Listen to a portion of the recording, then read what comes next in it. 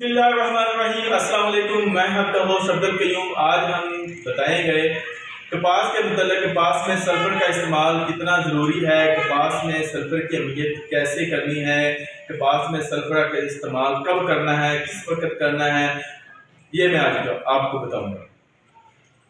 कपास में nitrogen, phosphorus और पोटाश के बाद सल्फर पौधों के लिए एक अहम ग़िज़ा है, क्योंकि ज़्यादातर कपास की काश्त के इलाकों में मिट्टी की pH 8% से ज़्यादा होने की वजह से असासी है।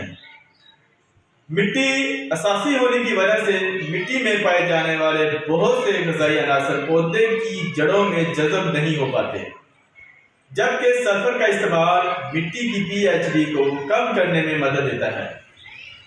सल्फर पानी के साथ अमल करके सल्फ्यूरिक एसिड बनाता है, जिससे मिट्टी की pH कम हो जाती है।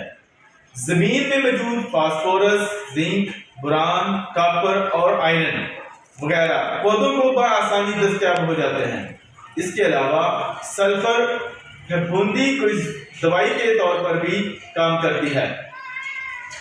पौधे को फफूंदी के बायस फैलने वाली बहुत सी बीमारियां जैसा कि जड़ों का झुलसाव और पौधे का मुरझाव से तहफ़्फ़ुज़ देता है।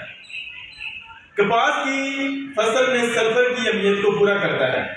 कपास की फसल पर 250 ग्राम सल्फर फी एकड़ 100 लीटर पानी में हल करके स्प्रे करें।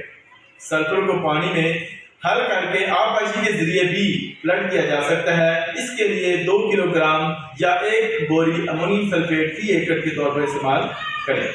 बहुत शुक्रिया काश्तकार भाई। अल्लाह।